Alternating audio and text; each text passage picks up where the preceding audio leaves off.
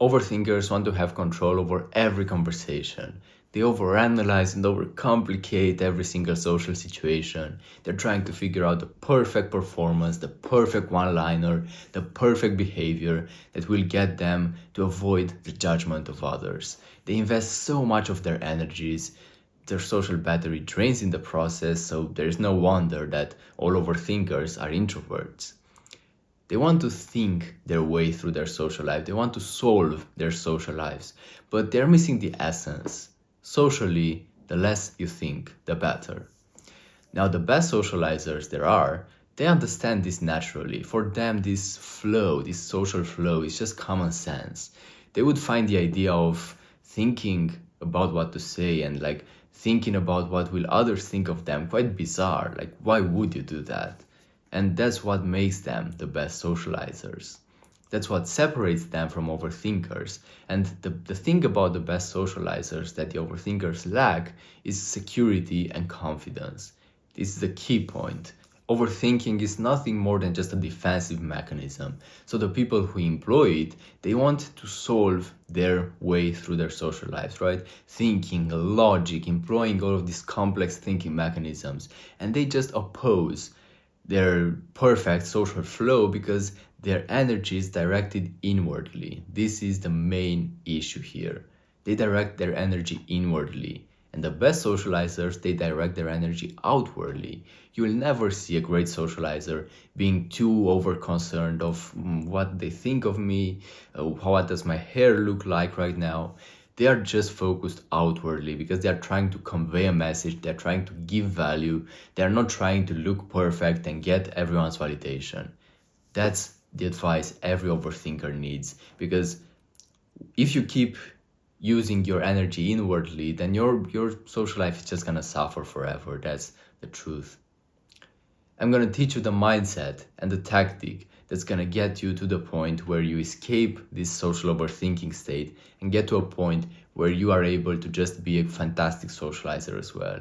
We're gonna use that great capacity of your brain to think about things in a more advantageous way. So we're literally gonna beat the enemy with its own weapons. Isn't that fantastic? Now, I've been such an overthinker for my entire life, literally. I was certain that the only way for me to get a great social output is if I think even more. Okay, I don't really like my social life. What's the way out? Is to think even more. Because I have to compute, I have to figure out everything that doesn't work and just craft a way that I would overcomplicate everything so much. Oh my God. And on the other hand, I was absolutely certain that if I were to just let go and to get into the flow state socially, I would have nothing to talk about. What do you mean? I lose control? I lose my tight grip I have over social situations? Nah, that would never work. I was certain of it. So I was just trying to squeeze a bottle of ketchup with the lid on, and nothing would come out, obviously. Well, what I realized as time went on was that what I had to do was just take the lid off, and then the ketchup flows naturally, and it's all good. So you might just be like, well, what do you mean? I should just flow as well? But I'm gonna be boring. I'm not like you. I have nothing to talk about. That's false. You can only believe that you have nothing to talk about if you believe your thoughts are boring or unacceptable. And this is the illusion that keeps most overthinkers in this state of overthinking. You have way too many filters because your brain generates so many thoughts. Your brain already generated dozens of thoughts listening to my words so far. Now, if we were to engage in a conversation, if you were to talk to me right now, your brain would just filter most of them. You have this filter and these are the thoughts. Most of them will not make it through. Only the safest ones make it on the other side and come out. Now, that's one issue. And again, the other issue is that you just think you're boring. And this is, again, the filter, right? The filter says, this is too cringe, this is too awkward, this is too boring. Nothing can go on the other side. Nothing can come out. Well, what if I'm telling you that you've just been tricked to believe you're boring? The best socializers, like the difference between what the best socializers talk about and what you talk about might not even be that big. Like the contents might literally be identical, but the best socializers, they talk with passion, they talk with pride, they talk with confidence, they own themselves. You don't. If you're an overthinker, you're probably just trying to say the perfect things, but you're not saying them in the perfect way. Like it's not the content, it's just the performance that makes the difference. You literally don't trust your words when you're talking about these things. And the best socializers, they talk about that as if it's the most fantastic thing that ever happened. In a way, it's just like marketing, social marketing, we would say, right? Like those great socializers don't necessarily have the best products. Their products are not necessarily better than yours, but they just know how to market them properly. So just think about this for a while. Again, it's just like that popular example when you say a joke, no one laughs, and a friend of yours says the same joke louder and everyone laughs. Think about how messed up that is. Maybe you're not boring. In fact, I would guarantee that you are not boring. If you were to just swap the talking style with a charismatic friend of yours, your experiences and your thoughts would be put in such a fantastic light. And their experiences and their thoughts would just seem the most boring ever. The only thing that matters here is how you say them. Doesn't that blow your mind? So you've literally kept your thoughts to yourself because you believe they are boring. You've been living in this lie for decades, thinking you're boring, when in fact it's not the content of you that's the issue, but rather the way you put it out there. Now, how can you put it out there better? How can you own it and say it market it properly, right? Well, firstly, expressiveness. Very, very important. If you're an overthinker, you're probably neglecting this aspect of your social life. And people don't really talk about expressiveness, but if you take some mindfulness, if you're careful about these details of the people around you, you will notice that the most charismatic people are very expressive. Like me, for most of my life, I've just been serious and rigid. I would just have very limited expressions, not even have inflections in my voice, not even show excitement on my face. And that takes away from your skill of marketing yourself. Because look, people love seeing emotions. Emotions bond us together. Emotions make us relatable to one another. And you probably didn't give attention to how much emotion you're showing on a daily basis. And that's definitely, again, dragging your social marketing skill down. Because you just look like you are not passionate. You just look like you don't really, nothing really comes up in your heart. There is nothing there. It's just like information, data, robotic. Who do you think wants to be around such a person? And who can listen to such a person talk? Like, if I would have zero expressions right now, you would have watched 5 seconds at most of this video. Now, in a vacuum, there is nothing wrong with being more serious. In fact, what I always say is you can see a lot of movie characters that are really cool, but they are more reserved, right? They are introverts. They have this dark confidence, if you will. But they are that by choice. They are like that by choice. If you are serious and reserved, you're probably like that because it's safe. You don't have a choice.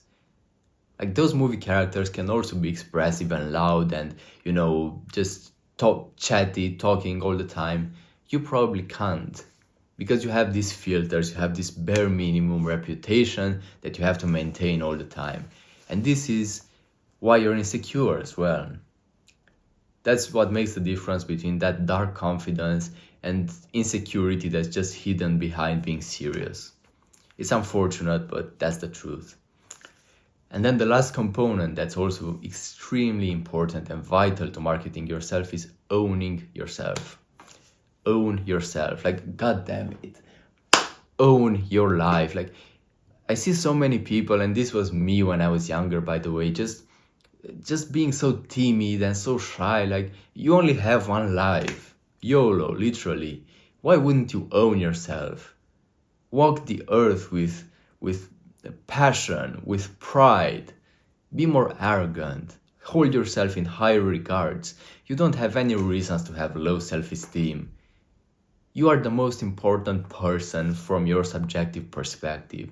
Act that way.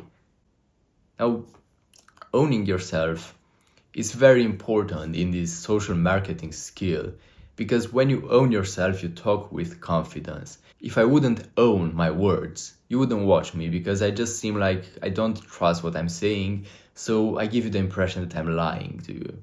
This is exactly what happens socially as well. If you're just like very timid and not, like, I don't know, there are not really a lot of concrete things I could talk about here, but it's just like your general vibe and energy. When you own yourself, people just realize that, oh, this guy is confident, this guy is really talking about something important, something real. When you're not owning yourself, people realize that, oh, this guy is like quite awkward and something's weird. Am I being lied to right here, right now? You know, this creates a lot of confusion for the other persons, and they just lose trust in you and they lose respect for you. Now I know this might sound weird, like what does owning yourself really mean? Well, owning yourself is talking with confidence about the things you literally feel like talking. Your thoughts, putting your thoughts on the table and saying them with confidence. This might sound weird, you might feel vulnerable even thinking about these things, but you have to understand that your perception is a bit messed up right now. Your eyesight is foggy in the social domain. You only see the fog all the time. I want you to think about like when you were solving math problems when you were younger. There was a time where you didn't understand how the problem is to be solved, right? Everything was foggy, nothing made sense to you. But then came the aha moment. After that moment, everything was clear, the fog was dissipated, and you just understood, something clicked in your head, everything went together perfectly. This is exactly where we need to get you in the social domain, because currently there is fog all over the place, up around somewhere around here, let's say.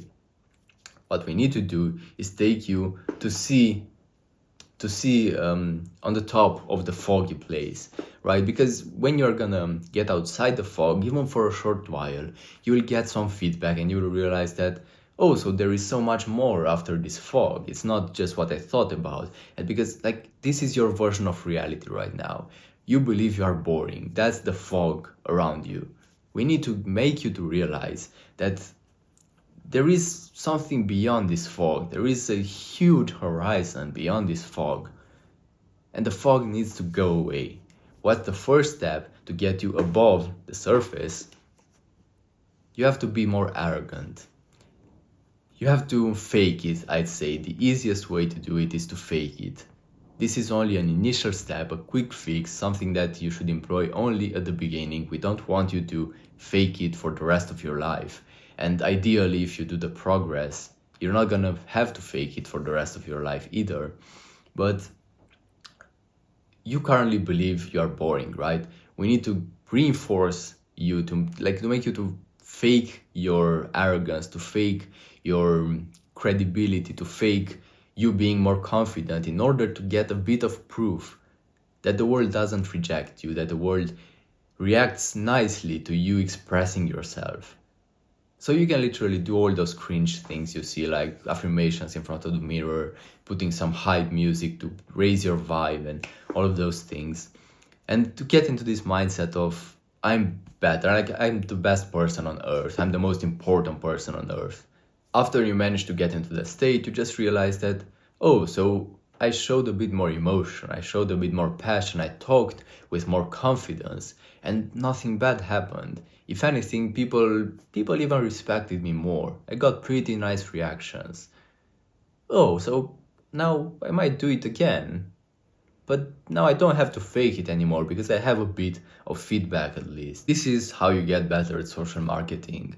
And after you iterate through this for long enough, your natural confidence starts coming to the surface. And after it does, you start learning all of these social cues, the types of the types of interactions you should have in certain environments, in certain circumstances. You develop your social intuition, all of this more advanced stuff about socializing. And you can also learn tactics. You can also learn tips and tricks, social skills. But now you don't learn them from a place of avoiding judgment, from a place of not losing, but you're implementing them from a place of winning. You want your social life to become better. You don't want your social life to just like not be judged, and that's all. And that's the healthy way of doing it. So you see, we have used your thoughts, your intelligence to get rid of your thinking. And now you can flow. And now implementing these tactics is easier as well. It's not so overwhelming for your brain, and you can't label yourself an overthinker anymore.